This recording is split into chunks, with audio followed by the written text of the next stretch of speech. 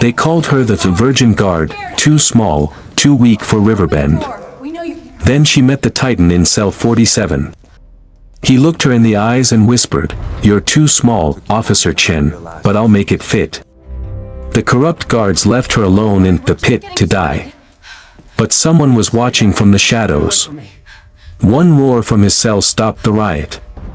He wasn't just an inmate, he was the king of the Iron Womb. The handcuffs didn't belong on him. He wasn't a criminal, he was a colonel on a secret mission. The billionaire thought he was untouchable. Today, the small guard takes his crown. Justice is served. The Iron Womb and the Titan of Cell 47. The gates of Riverbend State Penitentiary didn't just close, they groaned with the weight of 4,000 souls, a sound like a guillotine blade sliding into place. For Maya Chen, that sound was the soundtrack to her new life. At 26, with a face that still held the softness of youth and eyes that hadn't yet learned to look away from suffering, she was an anomaly in a place built of concrete and cruelty. Her uniform was a size too large, the heavy-duty belt sagging against her hips, and her keys, those symbols of absolute power, trembled in her hand with a frantic, metallic rhythm. She was the Virgin Guard, a nickname whispered by the veterans and shouted by the inmates, a label that marked her as prey in a world of predators. Maya had grown up in a household of silence and service, the daughter of a librarian and a social worker. She had been taught that every human being, no matter how broken, carried a spark of the divine. It was this idealistic flame that had led her to the academy, and it was this same flame that the grizzled veterans of Riverbend were determined to extinguish.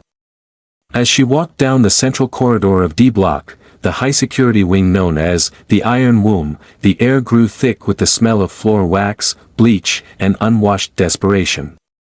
The cacophony was a physical assault, shouted threats, the rhythmic banging of tin cups against bars, and the low, predatory whistles that followed her every step. Walking beside her was Officer Patterson, a man whose soul seemed to have been replaced by the very stone he guarded. Patterson was a 30-year veteran with a neck like a bull and a heart like a cinder.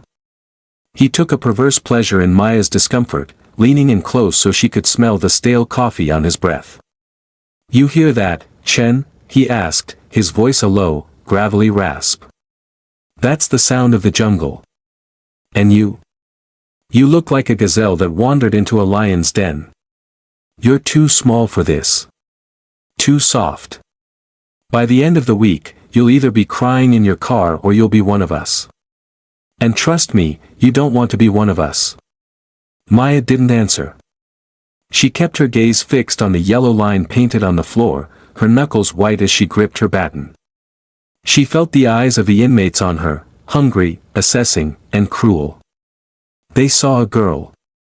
They saw weakness. They saw a target. But as they approached the end of the block, the noise began to subside. It didn't just fade, it vanished, replaced by a silence so heavy it felt like a vacuum.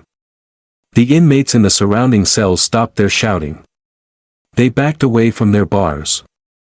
Even Patterson straightened his posture, his hand instinctively moving to his heavy flashlight. They were approaching cell 47. There were no posters on the walls of cell 47. There were no piles of contraband or scattered magazines. The space was meticulously clean, possessing an almost monastic austerity. And standing in the center of the cell, illuminated by a single shaft of dusty light from a high, barred window, was Dante Williams. To Maya, he didn't look like a prisoner. He looked like a fallen god carved from obsidian. He was 6'4", with shoulders that seemed to span the width of the cell and arms corded with thick, functional muscle that rippled under skin the color of dark mahogany. He was mid-motion, performing a slow, controlled push-up using only his fingertips. The sheer physical discipline required for such a feat was staggering, but it was the expression on his face that stopped Maya in her tracks. He looked peaceful. Patterson stopped, his baton clattering loudly against the bars of cell 47, a deliberate attempt to shatter that peace. "Williams. Stand fast for count." Dante didn't flinch. He finished his repetition with agonizing slowness, his muscles quivering with a power that felt barely contained. He rose to his feet in one fluid motion, a predator rising from the grass. When he turned to face them, Maya felt a physical jolt. His eyes were not the eyes of a common criminal. They were deep, obsidian pools of intelligence and ancient sorrow. They were the eyes of a man who had seen the end of the world and survived it. Patterson sneered, leaning against the bars. "Got a new one for you to look at, Williams. Officer Chen here thinks she's going to change the world. She thinks you're all just misunderstood. I told her she's too small to even be in the same room as a dog like you." Dante ignored Patterson entirely. His gaze was fixed on Maya, traveling over her trembling hands, her oversized uniform, and finally, settling on her eyes. The silence stretched, becoming so tense that Maya felt she might shatter. "Officer Chen," Dante said. His voice was a deep, resonant rumble, like the sound of distant thunder over a desert. It wasn't the voice of a man who was broken, it was the voice of a man who commanded. He stepped toward the bars, his massive presence filling the doorway. Maya's breath hitched. She felt tiny, insignificant, like a moth standing before a bonfire. Patterson laughed, a harsh, jagged sound. "See? He's even got the Virgin Guard speechless. Look at her, Williams. She's shaking like a leaf. You think she can handle a man like you? She's too small for the job, too small for the gear, and definitely too small to handle the truth of what you are." Dante leaned his forehead against the cold steel of the bars, his eyes never leaving Maya's. A slow, enigmatic smile spread across his face, a smile that held 1,000 secrets and a hint of a challenge.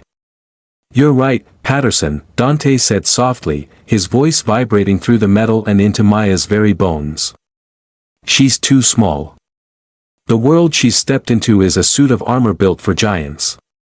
But don't worry, Officer Chen. I'll make it fit." The words felt like a prophecy. Maya didn't know if it was a threat or a promise, but in that moment, the power dynamic in the room shifted. Patterson's smirk wavered. He didn't like the way Dante spoke to her, not with the crude lust of the other inmates, but with a terrifying, intimate recognition. "Back away from the bars, Williams."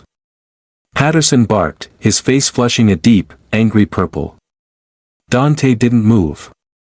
He simply winked at Maya, a gesture so human and so unexpected that it sent a bolt of confusion through her. As Patterson dragged Maya away to finish the count, she felt a burning sensation on the back of her neck. She knew Dante was watching her. She knew that her life, as she had known it, ended the moment she looked into the eyes of the man in cell 47. She was a virgin to the world of shadows, a girl lost in a labyrinth of iron, but for the first time since she had walked through those gates, she didn't feel like a victim. She felt like a key. That night, Maya sat in her small, sterile apartment, the silence of the room feeling louder than the screams of the prison. She looked at her reflection in the mirror, the pale skin, the wide eyes, the too small frame. She thought of Dante's words. "I'll make it fit." She didn't realize yet that Dante Williams wasn't just a prisoner, and he wasn't just a man of violence. He was a master of a different kind of game, a man who had been stripped of his status but kept his soul, and he had chosen Maya to be his witness, or perhaps, his weapon. The conflict was just beginning. Behind the walls of Riverbend, a storm was brewing. A conspiracy of greed and blood was hidden beneath the uniforms of the guards, and Maya was the only one who didn't know she was standing in the center of the target. But Dante Williams knew. He saw the Virgin Guard not as a snack, but as the only person in the building worth saving. And as the moon rose over the barbed wire, Dante sat in the darkness of cell 47, his eyes glowing with a cold, righteous fire. He was waiting. For the lights to go out. For the masks to fall. For the moment when the small would become the powerful. The night shift at Riverbend wasn't just a period of time, it was a descent into a different dimension. As the sun dipped below the horizon, the orange glow reflecting off the razor wire felt like a warning light. Maya Chen sat in the guard station, her eyes burning from the harsh fluorescent hum above. The atmosphere had changed since her encounter with Dante Williams. The air in D Block felt charged, like the moments before a lightning strike. She could feel the weight of the Virgin Guard label more than ever, a neon sign over her head inviting cruelty. Patterson and his inner circle, Officers Miller and Higgins, were huddled in the corner, their whispers like the hissing of snakes. They weren't talking about inmate counts or safety protocols, they were talking about business. Maya tried to focus on her paperwork, but her mind kept drifting to cell 47. Dante's words, "I'll make it fit," echoed in her head. Was it a threat of transformation, or a promise of protection? She was startled out of her thoughts when Patterson slammed a heavy, rusted metal box onto her desk. "Hey, rookie. Stop daydreaming. We're doing a surprise shakedown on cell 42 through 50. Since you're so invested in the inmate's well-being, you're going to lead the search in 47. Let's see if your boyfriend is hiding more than just pretty words." The other guards laughed, a jagged, ugly sound that filled the small room. Maya felt a cold lump of dread in her stomach. A shakedown on Dante's cell was a death wish, or worse, a setup. As they marched down the corridor, the silence was different tonight. It was thick and expectant. When they reached cell 47, Dante was standing by the window, his back to the door. He didn't turn around when the electronic lock disengaged with a violent thud. Patterson shoved Maya forward. "Go on, Chen.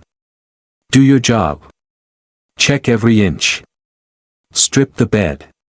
Check the vents. If he breathes, check his lungs." Maya stepped into the small, cramped space, her heart hammering so hard she was sure Dante could hear it. The proximity was overwhelming. Up close, the sheer scale of him was terrifying. He smelled of cedar and old books, not the sour stench of the prison. As Maya began to awkwardly pat down the thin mattress, she felt Patterson's eyes on her, mocking her. Suddenly, Patterson tripped, stumbling forward and tossing a small, plastic bindle of white powder onto Dante's floor. Well, look what the rookie found." Patterson shouted, his voice dripping with false surprise. "Williams, looks like you're heading to the hole for possession." It was a classic plant. Maya's breath caught in her throat. She looked at the powder, then at Patterson's smug face, then up at Dante. Dante finally turned around. He didn't look at the drugs. He didn't look at Patterson. He looked directly at Maya, his expression one of profound, quiet disappointment. Not in himself, but in the world she represented. "Is that yours, Officer Chen?" Dante asked, his voice a low, vibrating hum that seemed to rattle the very foundations of the cell. Maya froze. She knew that if she spoke the truth, her career, and possibly her life, was over. If she lied, she would become exactly what Patterson wanted, one of them. The silence in the cell block was deafening. Every inmate was watching. This was the moment where the Virgin Guard would either be broken or born. Maya looked at the bindle, then at the massive man standing before her. She saw the scars on his knuckles, the strength in his posture, and a strange, hidden dignity that no prison could strip away. Maya stood up, her legs trembling but her voice unexpectedly clear. "I didn't find that, Officer Patterson. You dropped it." The air seemed to leave the room. Patterson's face turned a shade of crimson that looked like bruised fruit. He stepped into the cell, his hand hovering over his baton. "What did you say, girl?" Maya didn't flinch. "I said, I saw it fall from your hand. My report will reflect that." Patterson lunged toward her, but he never reached her. In a blur of movement too fast for the human eye to track, Dante Williams had moved. He didn't strike Patterson, but he stepped between them, his massive frame a living wall of iron. He didn't touch the guard, but the sheer aura of his presence forced Patterson to recoil. "You should listen to her, Patterson," Dante said, his voice now a dangerous, icy rasp. "She has something you lost a long time ago. It's called a spine. Patterson was shaking with rage, but he knew better than to swing at the Titan of D-Block without backup. He pointed a trembling finger at Maya. "You're done, Chen. You're dead in this facility. Do you hear me? Dead." As the guards retreated, slamming the cell door shut, Maya slumped against the bars, her strength failing her. She was alone in the dark with a man the world called a monster. Dante looked down at her, his eyes softening for the first time. He reached out, his hand larger than her entire face, and gently tapped the silver badge on her chest. "You're smaller than I thought," Dante whispered, a ghost of a smile playing on his lips. "But your shadow is growing, Maya. Tomorrow, the real test begins. They won't just try to frame me, they'll try to erase you. But remember this, the lion doesn't lose sleep over the opinions of sheep." Maya looked up at him, realizing for the first time that Dante wasn't just a prisoner, he was a teacher in a school of survival. He knew the systems wrought because he was the cure, hidden in the darkest corner of the body. As she walked away from cell 47, she felt the first stirrings of a power she never knew she possessed. The divergent guard was gone.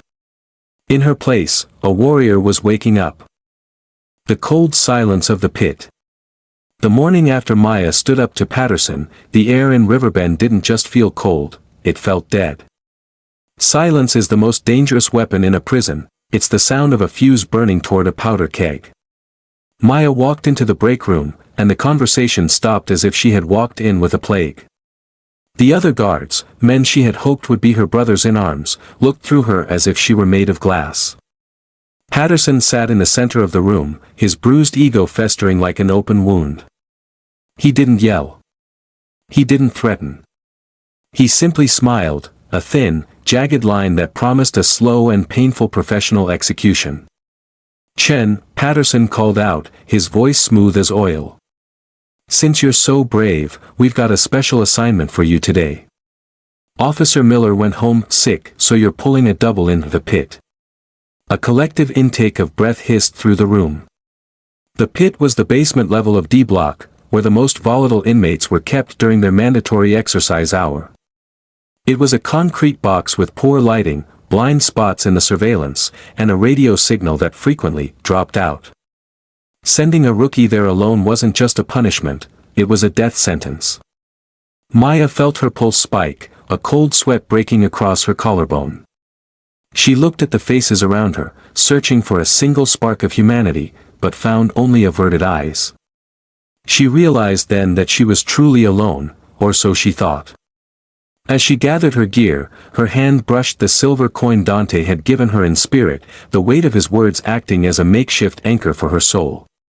She marched toward the elevator that descended into the bowels of the prison, every floor the lift dropped feeling like a nail in her coffin. When the doors opened to the pit, the smell hit her first, the scent of damp concrete and ancient, concentrated rage. 12 inmates were already in the cage, pacing like caged wolves. These weren't the disciplined men of Dante's wing, these were the ones who had nothing left to lose. As the heavy steel door locked behind her, Maya realized the security cameras were pointed toward the ceiling.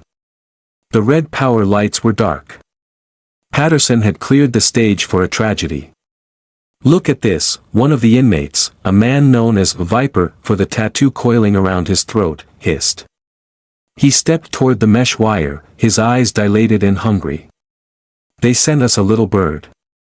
A little, trembling bird with a shiny badge. I wonder if you'll still look so pretty when we pluck your feathers." The other men began to close in, the rhythmic thumping of their palms against the fence sounding like a tribal war drum. Maya reached for her radio. Static. She reached for her mace. The holster was empty, she had been sabotaged back in the locker room. Her back hit the cold stone wall. Her breath came in shallow, ragged gasps. For a moment, the virgin guard returned, the terrified girl who didn't belong in this world of iron and blood. Viper reached through a gap in the mesh, his fingers inches from her throat. But just as the first hand made contact with her uniform, a sound erupted from the ventilation ducts, a sound so deep, so authoritative, that it seemed to vibrate the very marrow of their bones. Stand down. The voice came from the vents, carried through the interconnected air shafts of D Block. It was Dante. Even 5 floors above, his voice commanded the space with the weight of an emperor. The inmates froze. Viper's hand trembled, then slowly withdrew. The chaos turned into a terrified, vibrating stillness. "You know who I am," the voice boomed again, echoing through the concrete chamber. "And you know what happens to anyone who touches what belongs to the light. If a single hair on that woman's head is harmed, there isn't a hole deep enough in this world to hide you from me. She is under my protection. Now, go back to your corners and pray I don't decide to come down there myself." The shift in the room was instantaneous. The monsters, who had been ready to tear Maya apart, suddenly looked like scolded children. They backed away, their eyes darting toward the ceiling in fear. Viper spit on the floor, but he retreated to the shadows, his bravado shattered. Maya stood in the center of the room, her heart slowing, realizing that Dante Williams' power didn't come from his fists, it came from a respect so profound that it transcended steel bars and concrete floors. For the next hour, Maya sat in that room in total silence. She didn't look like a victim anymore. She sat on the bench, her back straight, her gaze steady. She realized that Dante wasn't just making the world fit for her, he was showing her that power wasn't about the gun or the badge, it was about the spirit you carried into the room.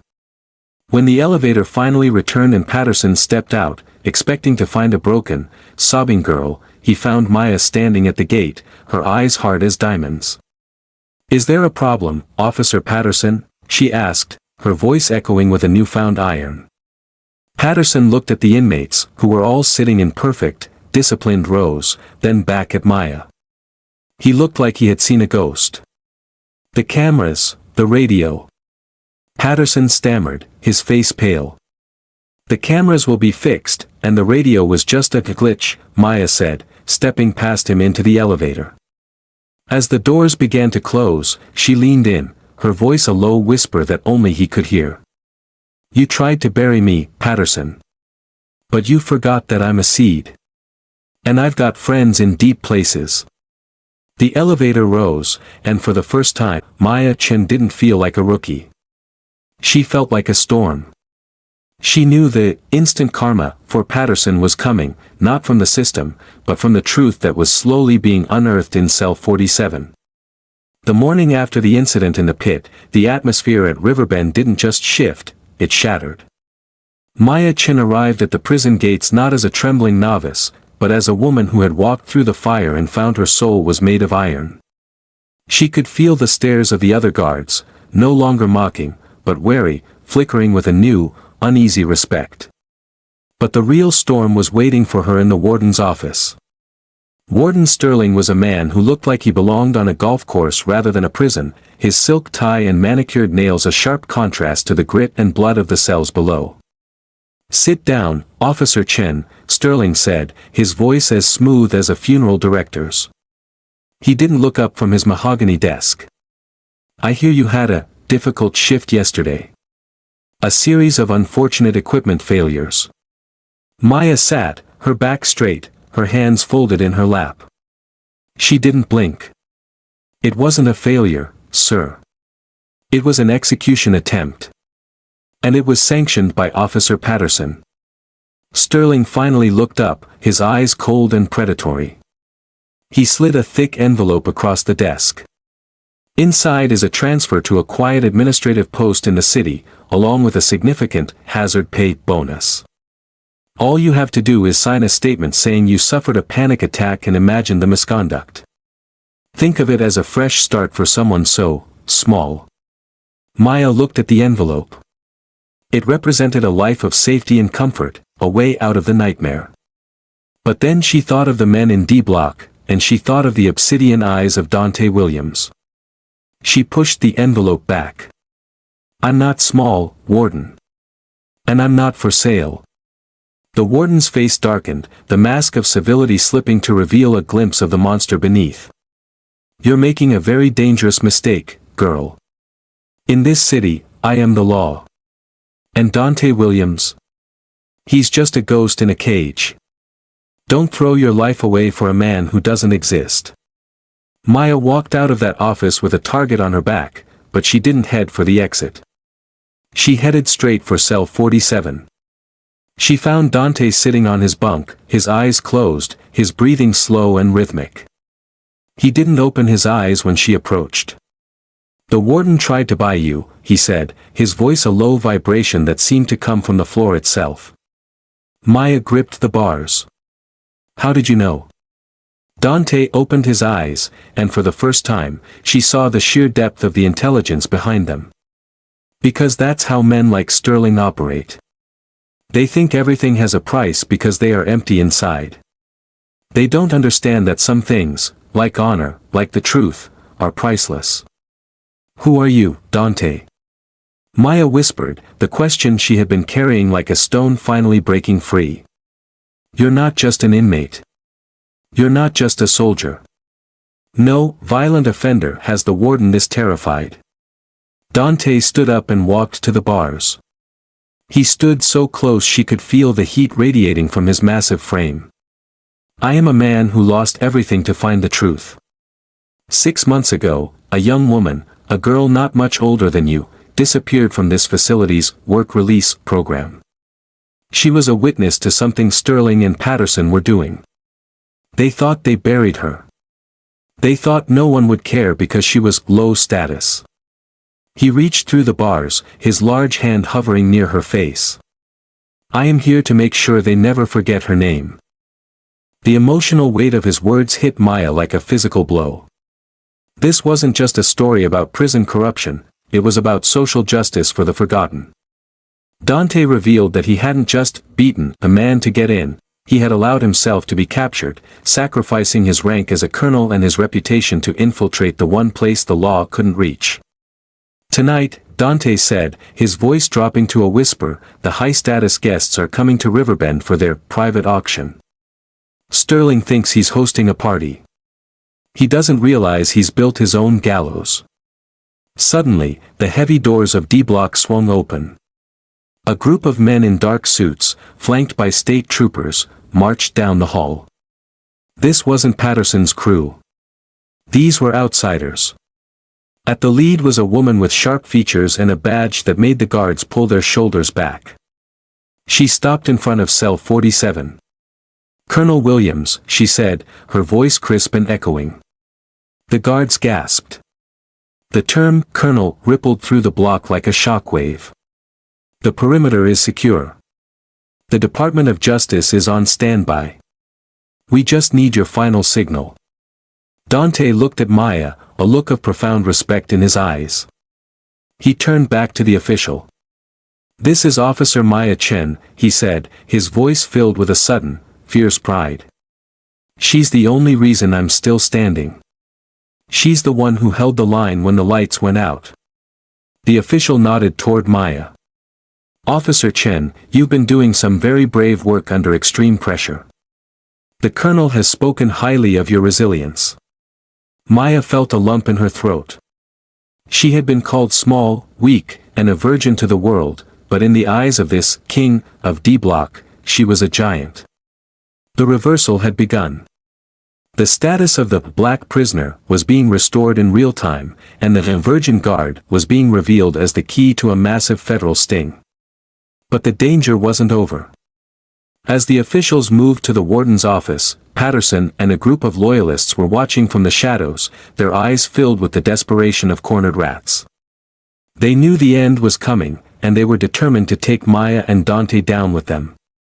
Dante gripped the bars, his muscles tensing as he looked at Maya. The mask is off now, Maya. They know who I am. That means they have nothing left to lose. Stay close to me. The world is about to fit you perfectly, but first, we have to tear the old one down. Maya reached out and touched his hand, a brief, electric contact that cemented their bond. She wasn't trembling anymore. She was ready. The instant karma that had been brewing in the dark was finally ready to step into the light, and the people who had spent their lives looking down on others were about to find out how far they could fall. The air in Riverbend didn't just turn cold, it turned electric. The announcement of Dante's true rank, Colonel Dante Williams, had rippled through the cell blocks like a tidal wave, silencing the taunts and replacing them with a frantic, suffocating dread. In the darkness of the corridors, the power dynamic was shifting so rapidly it was causing a collective vertigo. Maya Chin stood at the center of the storm, no longer the virgin guard, but the guardian of a truth that was about to burn the house down. But Warden Sterling and Officer Patterson were not men who surrendered to the light. They were cornered rats, and a cornered rat is at its most lethal. Suddenly, the overhead lights didn't just flicker, they died. A secondary blackout had been triggered, but this time it wasn't a mechanical failure, it was a tactical strike. The emergency red strobes bathed the block in a rhythmic, bloody pulse. Chen. Patterson's voice boomed from the darkness of the upper catwalks. You think you're a hero? You think this colonel can save you now? The federal team is trapped in the administrative wing. Out here, in the dark, I'm still the god of this pit. Maya felt her heart race, but the familiar trembling was gone. She reached for the heavy iron ring of keys at her belt. She knew the protocol: in a blackout, guards must retreat to the secure booths. But Maya wasn't following the protocol of cowards anymore. She moved through the red shadows toward cell 47. She could hear the heavy boots of Patterson's enforcers, 6 of them, armed with riot batons and unauthorized, black sight, tasers, closing in from both ends of the hall. They weren't coming to restore order, they were coming to eliminate the witnesses. Maya, Dante's voice came from the darkness of his cell, steady and calm, the dark honey of his tone now hardened into tempered steel. The keys. It's time to stop being a spectator. Maya didn't hesitate. She slid the master key into the heavy lock of cell 47. The sound of the bolt sliding back was the loudest noise she had ever heard, the sound of a world breaking open. Dante stepped out into the corridor, his massive frame silhouetted by the red strobe light. He looked less like a prisoner and more like an ancient deity of war. The first 2 enforcers lunged from the shadows. Dante didn't use a weapon. He didn't need one. With a fluid, predatory grace, he parried the first blow, using the momentum to send the guard crashing into the stone wall. The second man swung a baton, but Dante caught it mid-air, his grip so powerful the wood groaned. With a single twist, the guard was on his knees. You were taught to bully the weak, Dante growled, his voice vibrating through the floorboards. You were never taught how to fight a man who has nothing to lose. Maya wasn't just watching. When a third guard tried to sneak up behind Dante with a taser, she didn't scream for help. She used her own training, stepping into the man's reach and using a wrist lock she had practiced 1,000 times in the academy. The guard, a man twice her size, yelped in pain as he was forced to the ground. Dante looked over his shoulder, a flash of genuine pride in his obsidian eyes. I told you, Maya. You're small, but your spirit is a giant. The instant karma was beginning to manifest. As they moved toward the central command hub, the other inmates, those who had been abused and humiliated by Patterson for years, began to chant. It started as a low hum, then grew into a roar that shook the bars. They weren't rioting, they were witnessing. They watched as their Titan and the Virgin Guard dismantled the corrupt hierarchy piece by piece. When they reached the gate leading to the warden's office, they found Patterson waiting, his face twisted in a mask of pure, unadulterated hate. Patterson held a high-pressure gas canister, ready to flood the hallway with incapacitating chemicals. I'll kill us all before I let you walk out of here with those files, he screamed. But before he could pull the pin, the heavy steel door behind him exploded inward. The federal marshals had breached the inner sanctum. Patterson was tackled to the floor, his face pressed into the same grime he had forced so many others to endure. Warden Sterling was found in his office, frantically trying to burn a ledger of names of the high-status individuals who paid for the services provided by the prison's corrupt work release program. As the handcuffs clicked shut around his manicured wrists, he looked at Maya with a pathetic, whimpering confusion. How? You're just a girl, you're nothing. Maya stepped forward, the red strobe light catching the silver of her badge. I'm the guard who didn't look away, she said, her voice echoing with a finality that silenced the room. And you're the man who forgot that even the smallest spark can start a fire. The reversal was nearly complete. The low-status rookie and the criminal prisoner were now the only two people in the building with any real authority. But as the marshals began the mass arrests, Dante looked toward the back exit. The king of the auction was trying to escape, and the final piece of justice was still waiting to be served. The sirens of the federal convoy screamed into the night, but the real battle was happening in the silence of the prison's private hangar. As the smoke cleared from the central block, Maya noticed a black helicopter idling on the roof, the escape pod for the king of this corrupt empire. While the marshals were busy processing the guards, the architect of the entire human trafficking ring, a man whose status was so high he was considered untouchable, was slipping through the cracks. It wasn't just the warden, it was the man who funded the warden, billionaire philanthropist Julian Vane. He's getting away, Maya whispered, her heart pounding against her ribs. She looked at Dante.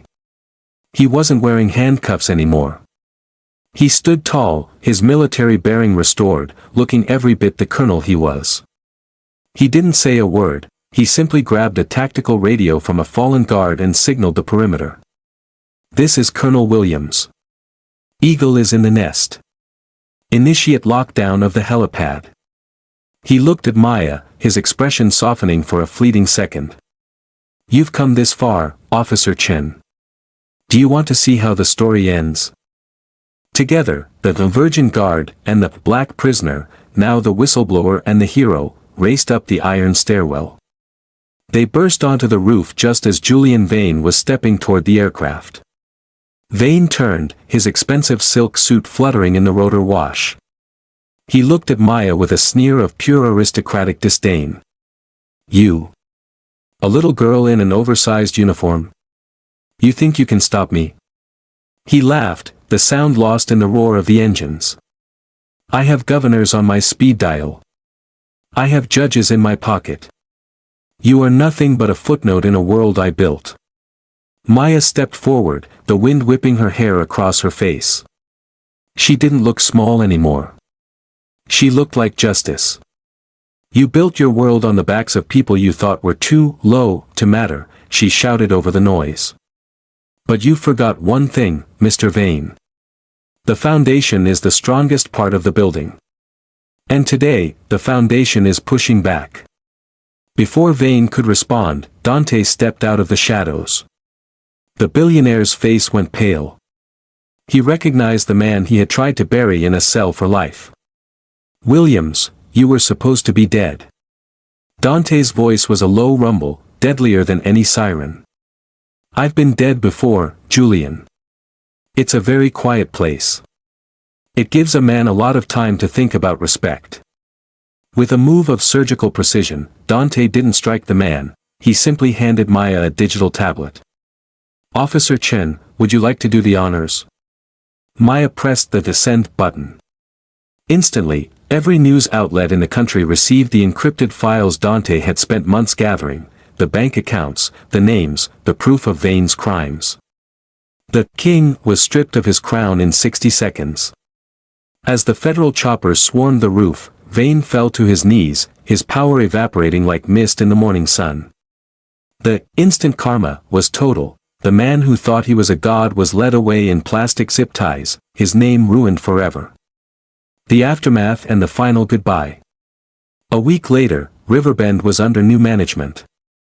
The sun was shining through the windows of the visitor center, no longer looking like a spotlight in a cage. Maya stood by the gate, wearing a uniform that finally fit her perfectly, not because the size had changed, but because she had grown into the person it represented. Dante Williams stood across from her, dressed in a sharp civilian suit, his release papers signed by the governor himself. The silence between them was no longer heavy with tension, but with a profound, unspoken bond. Where will you go? Maya asked, her voice steady. Dante looked out at the horizon, the obsidian depths of his eyes reflecting the blue sky. There are other places where the small are being crushed, Maya. I think I'll go see if I can help them find their voices. But I wanted to say thank you. For what? Maya laughed softly. I was the one who was trembling. Dante reached out, his massive hand gently squeezing her shoulder. You were the only one who saw the man behind the bars before you knew he was a colonel. You gave me back my humanity when the world tried to take it. You weren't a virgin guard, Maya. You were the only person in this building who was truly awake. He leaned in, a final piece of wisdom in his dark eyes. Never let them tell you you're too small. Because when a small person stands for the truth, they cast the longest shadow in the room. A new beginning. Maya watched as Dante walked toward a waiting car, his gait confident and free. She knew she would likely never see him again, but she carried his strength with her. She stayed at Riverbend, eventually becoming the youngest warden in the facility's history, transforming it from a pit into a place of true reform. She became a symbol for every person who had ever been underestimated or discriminated against, a living proof that respect isn't a status, it's a choice. The story of the black prisoner and the virgin guard became a legend in the department, a reminder that the person you judge today might be the person who saves your life tomorrow. Justice had been served, the powerful had fallen, and two unlikely souls had changed the world by simply refusing to be what others expected them to be. The moral of the story: true power isn't found in a title, a bank account, or a uniform. It is found in the courage to remain kind in a cruel world and the integrity to stand for justice when everyone else is sitting down. Always treat the person at the bottom with the same respect as the person at the top, because in the end, the truth has a way of making everyone equal.